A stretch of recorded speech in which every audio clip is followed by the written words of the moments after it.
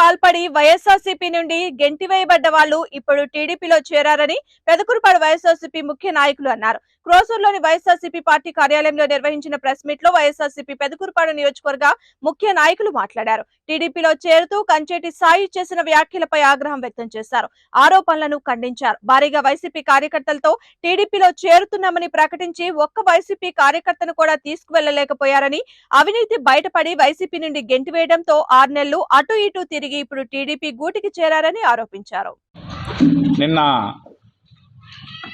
గౌరవ మాజీ ముఖ్యమంత్రులు చంద్రబాబు గారి సమక్షంలో కొన్ని తోడేళ్ళు, మీకు అర్థమయ్యేది తోడేళ్ళు అంటే ఇప్పుడు దాకా ఇక్కడ తిని ఇక్కడ అవినీతిని ఆపి ప్రశ్నించినటువంటి గౌరవ శాసనసభ్యులు నంబూరి శంకరరావు గారు వారిని బహిష్కరించిన తర్వాత ఒక 6 నెలలు అటు ఇటు తిరిగి నిన్న టీడీపీలో చేరటం జరిగింది. చేరినాక కొంతమంది వ్యక్తులు మేము ఇరగదీస్తాం, పార్టీని పూర్తిగా లేపుతాం, ఈ పార్టీని అంతం చేస్తామని చెప్పి వెళ్ళటం జరిగింది. ఒక్క వైసీపీ కార్యకర్తను కూడా తీసుకోలేకపోయారు. మొత్తం పోయినటువంటి వ్యక్తులు 1000 కానీ 500 కానీ 600 మంది పోయిన వాళ్ళు అందరూ కూడా టీడీపీ వాళ్ళని తీసుకోరు. ఇప్పుడు టీడీపీలో ముసలం బయలుదేరింది. నిన్న జరిగినటువంటి అక్కడ ఆ సమావేశంలో పక్కనున్న శ్రీధర్ని ఒక్క వ్యక్తి కానీ, నారా చంద్రబాబు నాయుడు కానీ, రాష్ట్ర పార్టీ అధ్యక్షులు ఎర్రనాయుడు గారు, అచ్చెన్నాయుడు గారు కానీ, అలాగనే శ్రీధర్ గారి క్యాండిడేటు అతన్ని మీరు బలపరచండి అని కానీ ఒక్కళ్ళు అనలా. వీళ్ళు పోయిన కారణమే అక్కడ స్విచ్ పెట్టి శ్రీధర్ టికెట్ లేకుండా చేయడానికే తెలుగుదేశంలో ముసలం బయలుదేరింది. దానికి నిదర్శనంగా నిన్న కోసూరులో కొంతమంది టీడీపీ నాయకులు మీటింగ్ పెట్టి ఇందు చేసుకొని దొంగలు వస్తున్నారు, జాగ్రత్త, మన పార్టీని మనం కాపాడుకుందాం అనే మాట అనటం జరిగింది. అదే ప్రకారం నిన్న గౌరవ శాసనసభ్యులు నంబూరి శంకరరావు మీద కొంతమంది అవాకులు శవాకులు, నిన్నటిదాకా పార్టీలో ఎన్ని అక్రమాలు ఎన్ని అవినీతి పాల్పడినటువంటి వ్యక్తులు ఇవాళ బయటికి పోయి శంకరరావు గారిని అంటాం ఎంతవరకు సమస్య ఒకసారి ఆలోచించుకోండి. శంకరరావు గారు ఆయన అసమర్థుడు, ఏం తెలియదు, అనామకుడు అన్నారు. ఆయన అసమర్థుడు అనామకుడు. వాళ్ళ కుటుంబం మొదటి నుంచి కూడా ఎప్పటి నుంచి కూడా పార్టీలో మొదటి నుంచి రాజకీయాల్లో ఉండి వాళ్ళ తాతలు ముత్తాతల నుంచి పదవులు అనుభవించుంటున్న వాళ్ళు. ఇవాళ శంకరరావు గారు లిల్లీ పుట్టంటే మీరు అంతకన్నా పందికొక్కులు, బురదలో పడ్డ పందులు లాంటి వాళ్ళు, ముళ్ళపంది. మీరు అతను అనే అంత అర్హత మీకు లేదు. ఇవాళ రండి ఛాలెంజ్, శ్రీధర్ టికెట్ లేదు, మీరే తెలిసి మీరే తిరుగుతున్నారు. ఇవాళ రోజున చంద్రబాబుని తెస్తారా, లోకేష్ని తెస్తారా, అచ్చెన్నాయుడిని తెస్తారా, రండి తీసుకురండి. పెదకూరుపాడు కాన్స్టిట్యున్సీలో వైసీపీ జెండా ఎగరైపోతే మేము ఆత్మహత్య చేసుకుంటామని చెప్పి సభాముఖంగా ఛాలెంజ్ చేస్తున్నాం. నిన్న జరిగిన ఒక అనైతిక కార్యక్రమం, వైఎస్ఆర్సీపీలో నుండి అవినీతి పరులుగా ముద్ర వేయబడి బహిష్కరించబడి తెలుగుదేశం పార్టీలో చేరిన వ్యక్తుల యొక్క చలోక్తులు చూస్తుంటే హాస్యాస్పదంగా ఉంది. వారి గత చరిత్ర చూస్తే హత్యా రాజకీయాలు, అవినీతి రాజకీయాలు, దళిత వ్యతిరేకులు చూస్తున్నాం. మనం చేరిన ముగ్గురులో తండ్రులు చంపిన ఘనమైన చరిత్ర కలిగిన వారు 2 ఉన్నారు వాళ్ళలో, మీకు అందరికీ తెలిసే ఉంటుంది ఇప్పటికీ. అంతేకాదు దళితుల్ని గడ్డివాములో వేసి పెట్రోల్ పోసి చంపినటువంటి రాజకీయ చరిత్ర వారిది. వారు ఎక్కడున్నా కూడా 1 సంవత్సరం పాటు స్థిరంగా ఉండిన సందర్భం లేదు. గత 20 సంవత్సరాల నుండి నేను చూస్తున్నాను. మొట్టమొదటిగా శివప్రసాద్ గారి మేనల్లుండని చెప్పుకొని రాజకీయాల్లోకి వచ్చి రాజాగారి శిష్యర్కం చేసి 1.5 సంవత్సరంలోనే రాజాగారిని వదిలిపెట్టి శివప్రసాద్ గారి దగ్గరకు వచ్చి, శివప్రసాద్ గారిని వదిలిపెట్టి మా నరేంద్ర గారి దగ్గరకు వచ్చి, నరేంద్ర గారిని వదిలిపెట్టి పుల్లారావు గారి దగ్గరకు వచ్చి, తర్వాత వైసీపీ పార్టీలో చేరి, ఆ తర్వాత వైసీపీ పార్టీలో కూడా బ్రహ్మనాయుడు గారిని, ఆ తర్వాత మనోహర్ నాయుడు గారిని, ఆ తర్వాత శంకరరావు గారి దగ్గరే ఆయన వ్యక్తిత్వం మంచిది కాబట్టి 3 సంవత్సరాలు కాపురం చేశాడు. ఈ 3 సంవత్సరాల్లో శంకరరావు గారికి తెలియకుండానే అనేక రకాలుగా దోచుకున్నాడు. ఈ దోచుకున్న విధానం, ఈ అవినీతిని తట్టుకోలేక పార్టీ నుండి సస్పెండ్ చేస్తే ఈరోజు వెళ్ళి తెలుగుదేశం పార్టీలో చేరి అనైతికంగా మాట్లాడుతూ ఉన్నాడు. లిల్లీ పుట్టు అంటున్నాడు. జాగ్రత్తగా మాట్లాడాలి, సంస్కారవంతంగా మాట్లాడాలి. ఎందుకంటే నీవు 20 సంవత్సరాల నుంచి రాజకీయాల్లో ఉన్నావు. నీ చరిత్ర ఏందో శంకర్రావు గారి చరిత్ర ఏందో ఈ నియోజకవర్గ ప్రజలందరికీ తెలుసు. నీవు సారాయి కాసిన సంస్కృతి నీది, వైన్ షాపులు పగలగొట్టిన సంస్కృతి నీది, దళితులను దౌర్జన్యంగా చంపిన సంస్కృతి నీది. శంకర్రావు గారు వారి కుటుంబం పూర్వం నుండి కూడా వారి కుటుంబంలో కాంగ్రెస్లో జిల్లా వైస్ ప్రెసిడెంట్గా, జడ్పీటీసీగా పదవులు అనుభవించి అనేక కార్యక్రమాలు నిర్వహించి వ్యాపారం చేసుకుని వారు ధనార్జన చేసి పేద ప్రజల కోసం ఖర్చు పెట్టారే తప్ప నీకులాగా అవినీతి హత్యా రాజకీయాలు చేసి దొంగసారాయి అమ్మి వైన్ షాపులు పగలగొట్టి అక్రమ ధనార్జన చేయలేదు అనే విషయాన్ని నువ్వు గుర్తుంచుకోవాలి. రాబోయే కాలంలో మీరందరూ కూడా నిన్న నలుగురు చేరితే నలుగురిలో ఒక దళితుడుంటే ముగ్గురు ఒకే సామాజిక వర్గానికి చెందిన మీరు ముగ్గురు చంద్రబాబు నాయుడు సమక్షంలో మాట్లాడి దళితుల్ని హేళన చేసినటువంటి చరిత్ర దళితులు మర్చిపోరు అనే విషయాన్ని మీరు గుర్తుంచుకోవాలి. అదేవిధంగా దళితులను హత్య చేసిన చరిత్ర కూడా మర్చిపోరు అనే విషయాన్ని మీరు గుర్తుంచుకోవాలి. రాబోయే కాలంలో మీరు దళిత మీ దళితులందరూ కూడా మూకుమ్మడిగా మిమ్మల్ని రాజకీయంగా సమాధి చేస్తారని ఈ సందర్భంగా విన్నవించుకుంటూ రాబోయే కాలంలో దళితులందరూ ఐక్యంగా ఉండి ఒకే సామాజిక వర్గానికి ముద్ర వేసిన తెలుగుదేశం పార్టీని రాజకీయ సమాధి చేయాలని కోరుకుంటూ విజ్ఞప్తి చేస్తూ ఉన్నాను. ముందుగా నా నమస్కారాలు తెలియజేసుకుంటున్నాం. ఈరోజు మీడియా ముందుకు రావడానికి ముఖ్య కారణం నిన్న తెలుగుదేశం పార్టీలో తెలుగు దొంగలు పడ్డారు. ఇది నిన్న నియోజకవర్గంలో ఏదో ఈ నెల రోజుల నుంచి నియోజకవర్గం మొత్తం తిరుగుతూ వైఎస్ఆర్ కాంగ్రెస్ పార్టీ నాయకుల పేర్లు చెప్పుకొని 200-300 మందిని నేను టీడీపీలో చేరుస్తున్నానని చెప్పేసి ప్రతి మండలంలోకి వెళ్ళి క్రోసూరు మండలం వస్తే కూరపాడు మండలంలో నా చేతిలో ఇంతమంది ప్రజాప్రతినిధులు ఉన్నారు అని చెప్పుకుంటూ, అచ్చంపేట మండలం వెళ్తే క్రోసూరులో ప్రజాప్రతినిధులు నా చేతిలో ఉన్నారని చెప్పుకుంటూ ఈ విధంగా కాలయాపన చేస్తూ చివరికి వైఎస్ఆర్ కాంగ్రెస్ పార్టీ నాయకులు ఎవ్వరు కూడా ఆ కసాయి అనే అతని మాటలను నమ్మి అతని ద్వారా పార్టీలో చేరటానికి ఎవరు కూడా సాహసించలేదని చెప్పేసి నేను ఈ సభాముఖంగా మీ అందరికీ చెప్తున్నాను. ఎందుకు చెప్తున్నానంటే సాయి చరిత్ర తెలియంది ఎవరికీ లేదు. నిన్న మాట్లాడుతున్నాడు, ఏదో చంద్రబాబు నాయుడు గారు మొప్పు కోసం మాట్లాడుతున్నాడు. శంకర్రావు గారికి అక్షర జ్ఞానం లేదంట, అక్షరం ముక్క రాదంట. ఇతను చూశాడా? శంకర్రావు గారంటే నీకేం తెలుసు అసలు? శంకర్రావు గారు 2 తెలుగు రాష్ట్రాల్లో కూడా ఎదురు లేకుండా వ్యాపారాన్ని ముందుకు తీసుకెళ్తున్నటువంటి ఏకైక నాయకుడు. అతని దగ్గర ఇప్పటి వరకు అతని మోచేతులు నీరు తాగి అతనినే దెబ్బ కొట్టి ఈరోజు అతని గురించి మాట్లాడుతున్నావు. ఇసుక గురించి మాట్లాడుతున్నావు. నువ్వు గతంలో టీడీపీలో ఇసుక అక్రమం ఏ విధంగా చేయాలని చెప్పింది. నిన్న మీరు జాయిన్ అయినటువంటి 3 నాయకుల్లో 2 నాయకులు ఉన్నారు. మీరే కదా టిప్పర్లు తీసుకొచ్చి అనధికారంగా చేసింది మీరు కదా. మా శంకర్రావు గారు మంచివాడు కాబట్టే ఇప్పటి వరకు మిమ్మల్ని 3 సంవత్సరాలు సహించుకుంటూ వచ్చాడు. ఎన్నో మీడియాల్లో కూడా షాడో అని వార్తలు వచ్చినప్పటికి కూడా క్షమించి నిన్ను ఇప్పటి వరకు ఉంచుకోవడమే ఎక్కువ. ఇగో సాయి అనే వ్యక్తిని ఎవరు నమ్మినా కూడా టీడీపీ కూడా ఇతను చేరితే రేపు టీడీపీలో కూడా ముసలం ఏర్పడి గ్రూపులుగా అయ్యి రేపు మరలా కూడా నిన్న జాయినింగ్లు కూడా ఎక్కడ కూడా కొంబాలపాటి శ్రీధర్ మా నాయకుడు అని చెప్పి ఈ 3-4 నాయకులు ఎవరు కూడా మాట్లాడలేదు. ఇప్పుడే మొదలైంది. మండలాల్లో నియోజకవర్గంలో టీడీపీలోనే 2వ వర్గం బయలుదేరి వీళ్ళని ఊళ్ళో కూడా రానిచ్చే పరిస్థితులు లేవని చెప్పేసి కూడా నేను తెలియజేసుకుంటున్నాను. సాయి గారు నేనేదో ప్రమాణం చెప్తున్నాను, పెదకూరపాడిని గెలిపిస్తావా? నీ వల్ల ఏమైంది చెప్పు. ఎవరిని గెలిపించావు? నువ్వు అందరినీ మోసం చేసావు. నువ్వు మోసం చేయని వ్యక్తి ఎవరు? శ్రీధర్ గారినే మోసం చేసి వచ్చావు. ఆ తర్వాత వైఎస్ఆర్సీపీలోకి వచ్చి మా 3 నాయకుల్ని మోసం చేసావు. బ్రహ్మనాయుడు గారిని మోసం చేశావు, శంకర్రావు గారిని మోసం చేశావు. కాకపోతే మనోహర్ నాయుడు గారు నిన్ను రానివ్వలేదు. అది గుర్తుపెట్టుకో. సాయి గారి వల్ల ఏదీ లేదు. మన శంకర్రావు గారిని ఆపటం నీ తరం కాదు కదా, నీ అబ్బ తరం కూడా కాదు.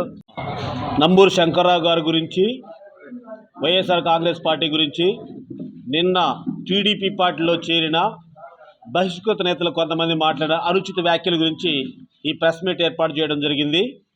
అసలు వీళ్ళు ఈ పార్టీ నుంచి బహిష్కృతం కావడానికి కారణమే వాళ్ళ యొక్క అవినీతి, అనుచిత కార్యక్రమాలు.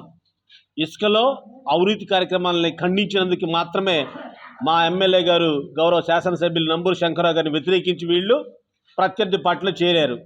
వీళ్ళు ఎక్కడ స్థూలంగా, నిశ్చయంగా, స్థిరంగా ఉన్నట్టు దాఖలాలు వాళ్ళ చరిత్రలో లేనే లేదు. ఇసుక గురించి మాట్లాడుతూ వీళ్ళు ఇసుక దందాలు, ఇసుక అక్రమాలని మాట్లాడుతూ ఉన్నారు. ఇసుక అక్రమాలు చేసిందే తెలుగుదేశం పార్టీ. 26 మంది వాళ్ళ 10 సంవత్సరాల గవర్నమెంట్లో మరణానికి కారణమైనటువంటి వాళ్ళు తెలుగుదేశం పార్టీ.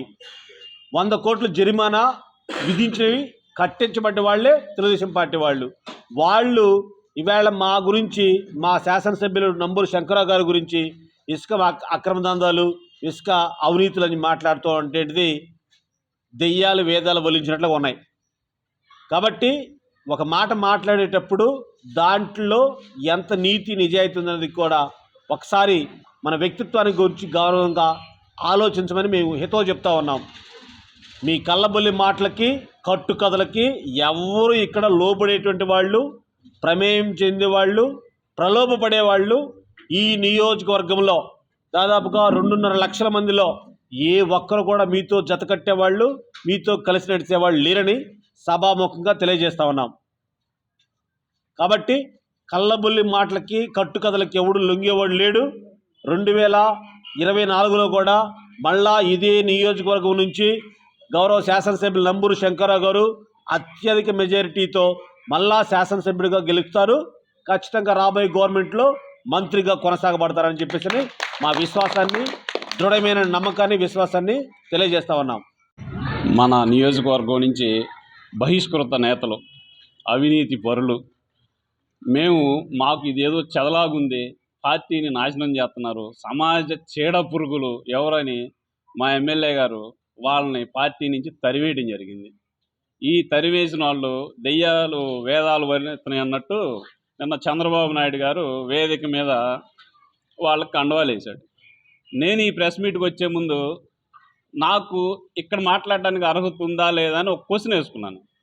తర్వాత నాకు అర్థమైంది ఏంటంటే, పంచాయతీ వార్డు నెంబర్లు గెలవని వాళ్ళు కూడా కండవలు వేయించుకుంటున్నారు కదా, దశాబ్దాల కాలం నుంచి పొలిటికల్ ఫ్యామిలీ నుంచి ఉన్నాను, నాకు మాట్లాడే అర్హత ఉంది వాళ్ళ గురించి అయితే అని నేను ఒక నిర్ణయానికి వచ్చిన తర్వాతే మాట్లాడదలుచుకున్నాను. అయితే నిన్న చంద్రబాబు నాయుడు గారు మా ఎమ్మెల్యే గారికి సీట్ ఉందా లేదా, ట్రాన్స్ఫర్ అవుతారా అన్నాడు. నీ వేదిక మీద ఉన్న మా పెదకూరపాడు కాన్స్టిట్యున్సీ కన్వీనరు, మీ టీడీపీ పార్టీ వ్యక్తికి సీట్ ఉందో లేదో చెప్పలేని పరిస్థితి చంద్రబాబు నాయుడు గారు మీది. పక్కన పెట్టుకొని ఆ పక్క వ్యక్తి సమక్షంలో పార్టీలో చేరారు అనలేని పరిస్థితి మీది చంద్రబాబు నాయుడు గారు.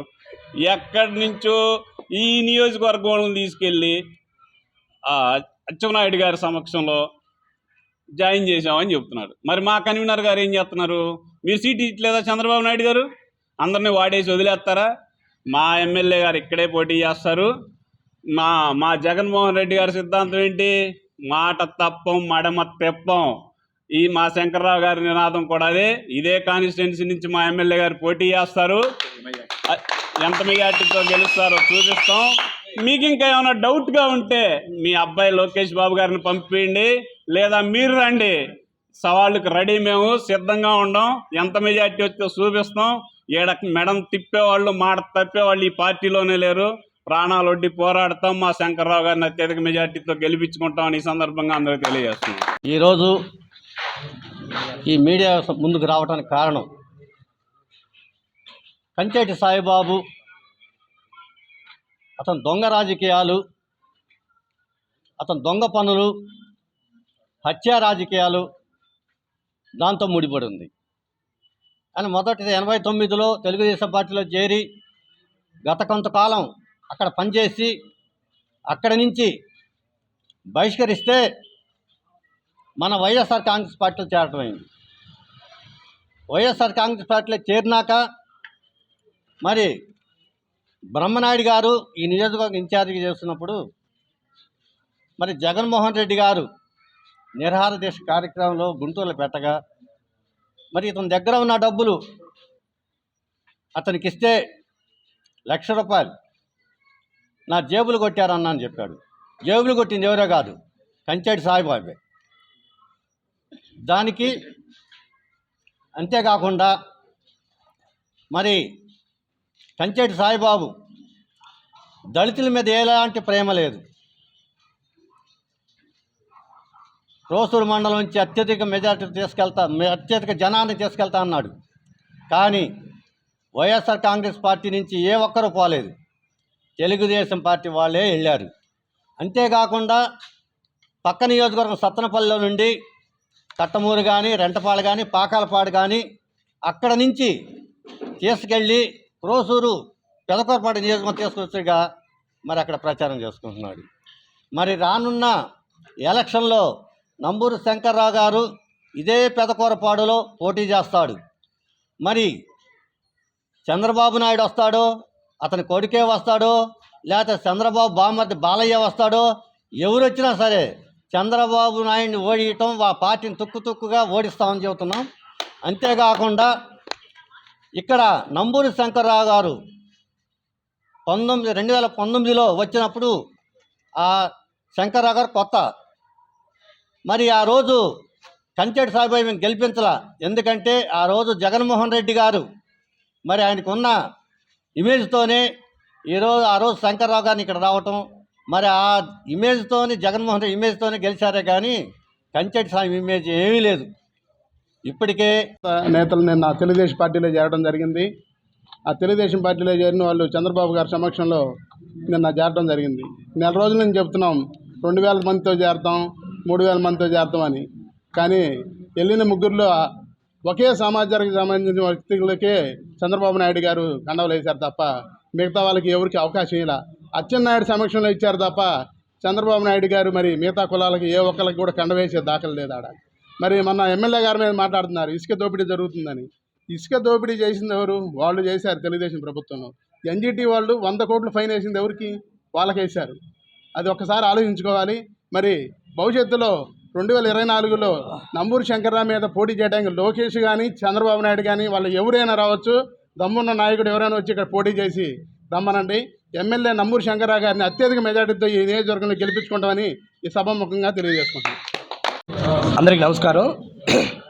మరి ముఖ్యంగా మనం ఈ ప్రెస్ మీట్ పెట్టుకుంది ఎందుకంటే వెన్నుపోటుదారుడు చంద్రబాబు నాయుడు సభ, వెన్నుపోటు ముఠా దారులు మొత్తం కలిసి అక్కడ ఒక జాయినింగ్ ఒక ఫామ్గా చేరడం జరిగింది.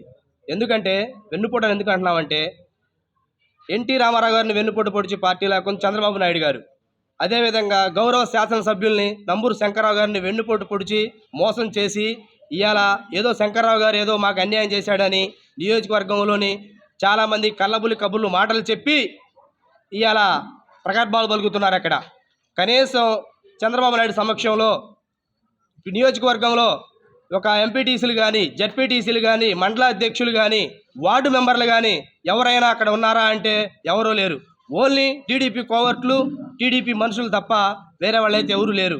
వీళ్ళు జాయిన్ అయిన 3 వ్యక్తులు కూడా వైఎస్ఆర్సీపీ బహిష్కరించబడి వీళ్ళు మాకొద్దు, వీళ్ళు పార్టీకి అనర్హులు అని వేటు వేయబడిన 3 వ్యక్తులు మాత్రమే అక్కడ జాయిన్ అవ్వడం జరిగింది. మరొక విషయం చెప్పాలంటే ఇసుక గురించి మాట్లాడుతున్నారు.